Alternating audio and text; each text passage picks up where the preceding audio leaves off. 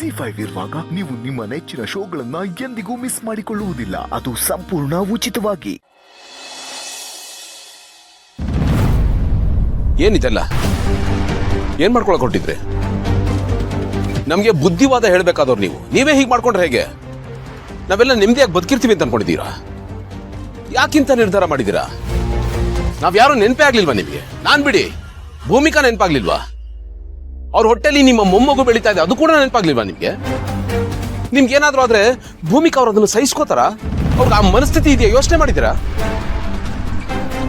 ನಿಮ್ಗೆ ಸಾಯೋದಕ್ಕೆ ಏನ್ ಕಾರಣ ಇತ್ತು ನನಗೆ ಗೊತ್ತಿಲ್ಲ, ಆದ್ರೆ ಬದುಕೋದಕ್ಕಂತೂ ತುಂಬಾ ಕಾರಣ ಇತ್ತು. ಯಾವ್ದು ನಿಮ್ಗೆ ಕಣ್ಣು ಕಾಣಿಸ್ಲಿಲ್ಲ ಅಲ್ವಾ? ನಾವುಗಳೆಲ್ಲ ಇದ್ದು ಯಾಕಿಂತ ನಿರ್ಧಾರ ಮಾಡಿದ್ರಿ? ನೀವು ಹೋದವ್ರು ಹೋಗ್ಬಿಡ್ತೀರಾ, ಆದ್ರೆ ನಾವು ಸಾಯೋ ತನಕ ನಿಮ್ಮ ನೆನಪಲ್ಲೇ ಬದುಕ್ಬೇಕಲ್ಲ.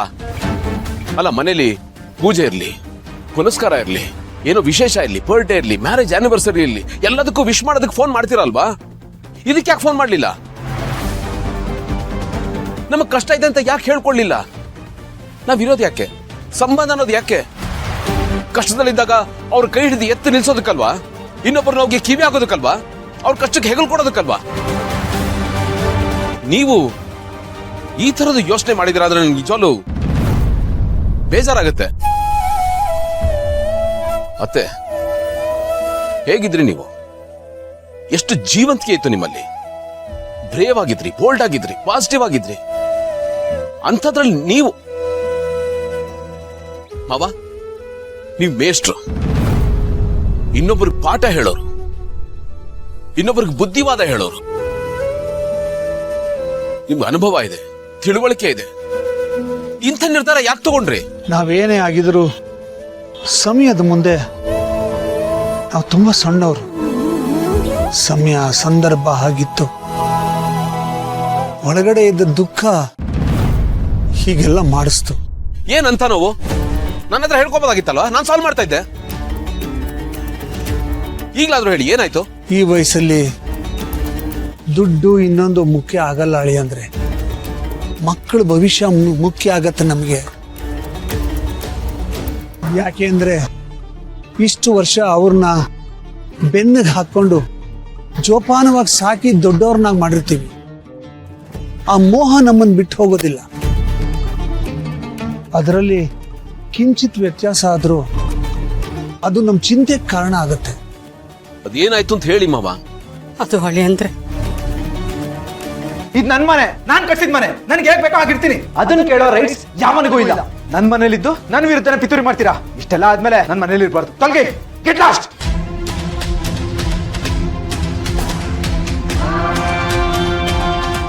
ನಿಮ್ಗೊಂದು ದೊಡ್ಡ ನಮಸ್ಕಾರ. ನಡೀರಿ ಆಚೆಗೆ. ಶಿವ ಇಷ್ಟೊಂದು ಬದಲಾಗಿದ್ದಾನ? ಈ ರೀತಿ ಎಲ್ಲ ಮಾಡದ್ನ? ಅವ್ನು ಏನಾದ್ರೂ ಮಾಡ್ಲಿ, ನೀವ್ಯಾಕೆ ಜೀವ ಕಳ್ಕೋಬೇಕು? ಸರಿ, ಸಿಚುವೇಶನ್ ನಾನು ಹ್ಯಾಂಡಲ್ ಮಾಡ್ತೀನಿ. ನೀವು ಬನ್ನಿ ನನ್ನ ಜೊತೆ. ಇನ್ನು ಏನ್ ಯೋಚನೆ ಮಾಡ್ತಾ ಇದ್ದೀರಾ? ಬನ್ನಿ. ಅಳಿ ಅಂದ್ರೆ ಯಾವುದೇ ಕಾರಣಕ್ಕೂ ಭೂಮಿಗೆ ಈ ವಿಚಾರ ಎಲ್ಲ ಗೊತ್ತಾಗೋದು ಬೇಡ. ಅವ, ನಿಮ್ ಕನ್ಸರ್ನು ನನ್ಗೆ ಅರ್ಥ ಆಗುತ್ತೆ. ನಾನು ಯಾರಿಗೂ ಹೇಳಲ್ಲ. ನೀವು ಏನು ಆಗಿಲ್ಲ ಅನ್ನೋ ಥರನೇ ಇದ್ಬಿಡಿ. ನಾನು ನೋಡ್ಕೋತೀನಿ. ಬನ್ನಿ ಬನ್ನಿ. Thank you. ಅವ ದಯವಿಟ್ಟು ಥ್ಯಾಂಕ್ಸ್ ಎಲ್ಲ ಹೇಳ್ಬೇಡಿ ಮಾವ. ನಿಮ್ಮನ್ನ ಚೆನ್ನಾಗಿ ನೋಡ್ಕೊಳ್ಳೋದು, ನಿಮ್ಮನ್ನ ಸೇಫ್ ಗಾರ್ಡ್ ಮಾಡೋದು ನನ್ನ ಡ್ಯೂಟಿ. ನಾನು ನಿಮ್ಮ ಮಗನ ಥರ ಅಲ್ವಾ?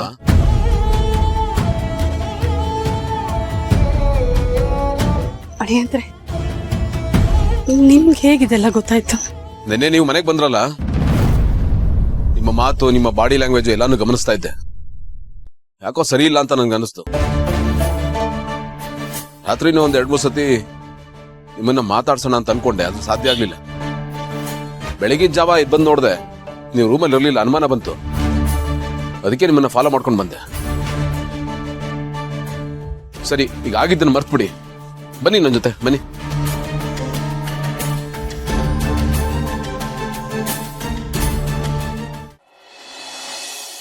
ಬನ್ನಿ.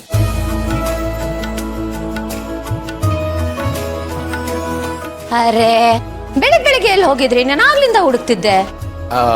ನಾನೇ ಸುಮ್ಮನೆ ಅವ್ರನ್ನ ನನ್ನ ಜೊತೆ ವಾಕಿಂಗ್ ಬನ್ನಿ ಅಂತ ಕರ್ಕೊಂಡು ಹೋಗಿದ್ದೆ. ನನಗೂ ಕಂಪ್ನಿ ಸಿಕ್ಕುತ್ತೆ, ಇವ್ರಿಗೂ ಚೆನ್ನಾಗಿರುತ್ತೆ, ಮೂಡ್ ಸ್ವಲ್ಪ ಫ್ರೆಶ್ ಆಗುತ್ತೆ ಅಂತ. ಹೇಗಿತ್ತು? ಚೆನ್ನಾಗಿತ್ತಲ್ಲ ವಾಕಿಂಗು?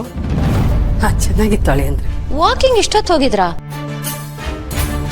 ಅಲ್ಲ ಗೌತಮ್ ಅವರೇ, ನೀವ್ ಯಾವಾಗ್ಲೂ ಗಾರ್ಡನ್ ಅಲ್ಲೇ ಅಲ್ವಾ ವಾಕ್ ಮಾಡೋದು? ಹಾ, ಬಟ್ ಇವ್ರು ಅಪರೂಪಕ್ಕೆ ಬಂದಿದಾರಲ್ಲ, ಹಾಗಾಗಿ ಸ್ವಲ್ಪ ಸ್ಪೆಷಲ್ ವಾಕ್ ಹೋಗಿದೆ. ವಾಕ್ ವಿತ್ ಟಾಕ್ ತರ. ಅದು ಮಾತಾಡ್ತಾ ಮಾತಾಡ್ತಾ ತುಂಬಾ ದೂರ ಹೋಗ್ಬಿಟ್ಟಿದ್ವಿ.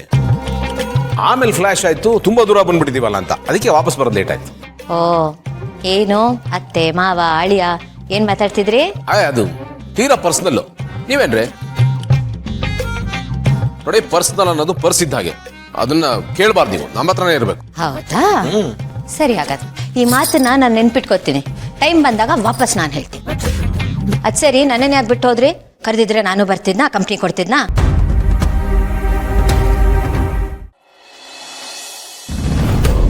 ನಿನ್ನ ಕೈ ಮೀರಿ ಹೋಗ್ತಿರೋ ಗೌತಮನ್ನ ಮತ್ತೆ ನೀನು ಕಂಟ್ರೋಲಿಗೆ ತಗೋ ಸಿಸ್ಟರ್. ನಿನ್ನ 10 ಬಸ್ತು ಮೀರಿ ಹೋಗ್ಬಾರ್ದವ. ಆಗ್ಲೇ ನಿನ್ನ ಪವರು, ಕದರು, ಪೋಸ್ಟು ಎಲ್ಲ ಪರ್ಮನೆಂಟ್ ಆಗೋದು. ಆದಷ್ಟು ಬೇಗ ಅವನನ್ನ ನಿನ್ನ ಕಡೆ ಎಳ್ಕೋ ಸಿಸ್ಟರ್. ಅವನು ಕಂಟ್ರೋಲ್ ಮೀರಿ ಹೋಗ್ಬಿಟ್ಟಿದ್ದಾನೆ. ಅಣ್ಣ, ಈಗ ತಾನೇ ಜಯದೇವ್ಗೆ ಪ್ರಮೋಷನ್ ಸಿಕ್ಕಿದೆ. ಸ್ವಲ್ಪ ಟೈಮ್ ಕೊಡೋಣ. ಯಾವಾಗಲೂ ಬಿಟ್ಟು ಹಿಡಿಬೇಕು, ಆವಾಗಲೇ ಗ್ರಿಪ್ ಸಿಗೋದು. ಇಷ್ಟೇ, ಜಾಸ್ತಿ ಬಿಟ್ಬಿಟ್ರೆ ಗ್ರಿಪ್ ತಪ್ಪೋಗ್ಬಿಡುತ್ತೆ. ಆಮೇಲೆ ಕಂಟ್ರೋಲ್ ಮೀರಿ ಬೆಳೆದ್ಬಿಡ್ತಾನೆ. ಆಮೇಲೆ ನಮ್ಮ ಅಂಕೆಗೆ ಸಿಗಲ್ಲ. ಆದಷ್ಟು ಬೇಗ ಕಂಟ್ರೋಲಿಗೆ ತಗೋಬೇಕು. ಹಾಗಲ್ಲ, ಏನು ಆಗಲ್ಲಣ್ಣ. ಗೌತಮ್ ಹೇಗೆ ಅಂತ ನನಗೆ ಚೆನ್ನಾಗಿ ಗೊತ್ತು. ಸದ್ಯ ಅವನ ಕಂಟ್ರೋಲ್ ತಪ್ಪಿರೋದು ಮಗು ಬರ್ತಿದೆ ಅನ್ನೋ ಕಾರಣಕ್ಕೆ. ಈಗೇನಾದರೂ ಮಾಡಿ ಗೌತಮ್ ಲೈಫ್ಗೆ ಆ ಮಗು ಬರ್ದಿರೋ ಥರ ನೋಡ್ಕೋಬೇಕು. ಮಗು ಜೊತೆ ಅಟ್ಯಾಚ್ ಆಗಿದೆಯಲ್ಲ ಅವನ ಖುಷಿ, ಅದನ್ನು ತೆಗೆದಾಕ್ಬೇಕು. ಆಗ ಅವನ ಲೈಫ್ ಮತ್ತೆ ಮೊದಲಿನ ಥರ ಆಗತ್ತೆ. ಮರುಭೂಮಿ ತರ. ಆಗ ಅವನು OSS ಹುಡ್ಕೊಂಡ್ ತರ ನಿನ್ನ ಹುಡ್ಕೊಂಡ್ ಬರ್ತಾನೆ. ಇದೇ ತಾನೇ ನಿನ್ನ ಪ್ಲಾನು? ಎಕ್ಸಾಕ್ಟ್ಲಿ, ಅದೇ ನನ್ನ ಪ್ಲ್ಯಾನ್. ಆ ಭೂಮಿಕಾ ಹೊಟ್ಟೆಲಿರೋ ಮಗುನ ಎಲಿಮಿನೇಟ್ ಮಾಡಿದ್ರೆ ಎಲ್ಲ ತಾನಾಗೇ ಸರಿ ಹೋಗುತ್ತೆ. ಎಲ್ಲ ವಾಪಸ್ ನಮ್ಮ ಟ್ರ್ಯಾಕಿಗೆ ಬರುತ್ತೆ. ಆಗ ಅವನು ಮತ್ತೆ ನನ್ನ ಮಕ್ಕಳನ್ನ ಕೇರ್ ಮಾಡೋಕ್ಕೆ ಶುರು ಮಾಡ್ತಾನೆ. ಹಾಗಾದ್ರೆ ಆ ಮಗು ಬದುಕಿಗೆ ಆದಷ್ಟು ಬೇಗ ಒಂದು ಕೃಷ್ಣಾರ್ಪಣೆ ಮಾಡಿಬಿಡು. ಮತ್ತೆ ಡಿಲೇ ಮಾಡ್ತೀಯ? ಇಲ್ಲ ಅಣ್ಣ, ಅದಷ್ಟು ಈಸಿ ಅಲ್ಲ. ಅದಕ್ಕೆಲ್ಲ ಸ್ವಲ್ಪ ಟೈಮ್ ಬೇಕು. ಎಲ್ಲನೂ ಪಕ್ಕ ಪ್ಲ್ಯಾನ್ ಮಾಡಿಕೊಂಡೇ ಮಾಡೋಣ. ಸಿಸ್ಟರ್, ಕರೆಕ್ಟಾಗಿ ಹೇಳಿದೆ. ಈ story, screen play, dialogues, songs ಎಲ್ಲ ಕರೆಕ್ಟಾಗಿದ್ರೇನೆ ಮೇಕಿಂಗ್ ಪರ್ಫೆಕ್ಟ್ ಆಗೋದು. ಏನಂತೀಯ? ನೀನು ಹೇಳ್ದಂಗೆ ಮೊದಲೇ ಎಲ್ಲ ನೀಟಾಗಿ ಪ್ಲ್ಯಾನ್ ಮಾಡಿಬಿಟ್ಟು ನಮ್ಮ ಕಾರ್ಯಾಚರಣೆ ಶುರು ಮಾಡ್ಕೊಂಬೇಡ. ಓಕೆನಾ ಸಿಸ್ಟರ್?